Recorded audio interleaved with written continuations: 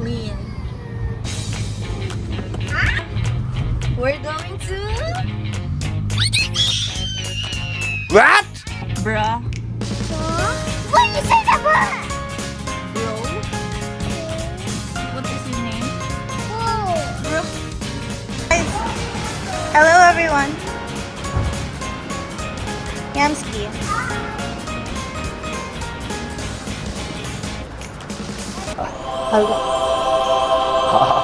Yan na. Perfect. Alright guys, kaka-open lang ng SM City Zamboanga, and of course, we need to go there to experience it. Of course, second day pumunta kami because nung opening nila Ramadan pa. So, last day of fasting nun. And so, here we go. We'll give you a little tour. We have not been to any of the stores. So, sa labas lang kami, palakad-lakad because kasama namin yung dalawang bata, so hindi namin kaya. So ayan, we're at the Sky Plaza, and it's a Sky Plaza, if I'm not mistaken, yung pinakataas no floor, and it is a very good place. Nice place siya para makapag-hang out with your family and friends. May mga free activities kayong pwedeng gawin dyan, like that golf thing. May mga playground din for kids. As you can see, Rohan is leading the way. And so, may ganito, malalaking upuan, pwedeng mga bata dyan. Meron ding area for your pets.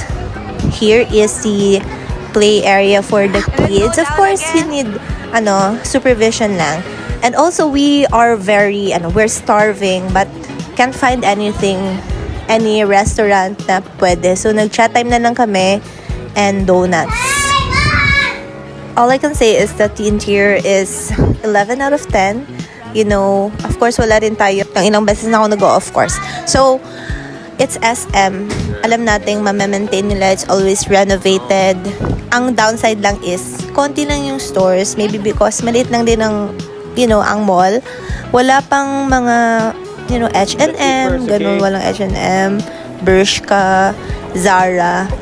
Walang pang shopping. But, here we go to the food court. Maganda yung food court niya.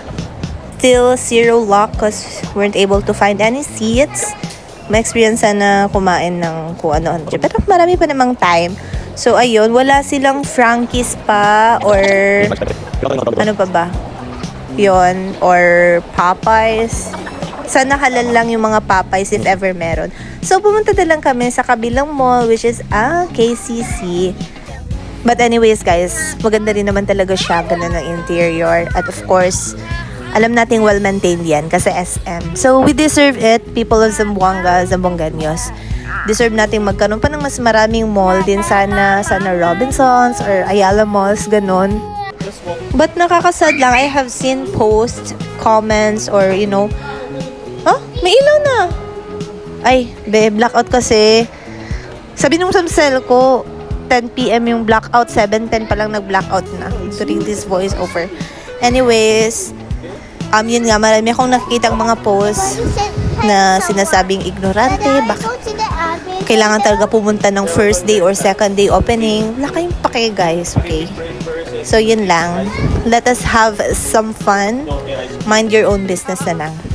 So, dami talagang mga elitista. So, anyways, yun lang suggestion. Maganda rin pala yung parking lot nila. May mga sensor na. You can already see kapag may naka-red and green. Red kapag that is not available. Tapos, in the end, guys, hindi pa rin kami nakakain sa KCC. Marami ring tao doon. So, nasa car na lang kami. At pinapakita kong paano yung struggle ng parenthood. Charot. But we're enjoying. So, yun lang. See you again next week. Baka SM na naman tong weekend vlog namin. Bye!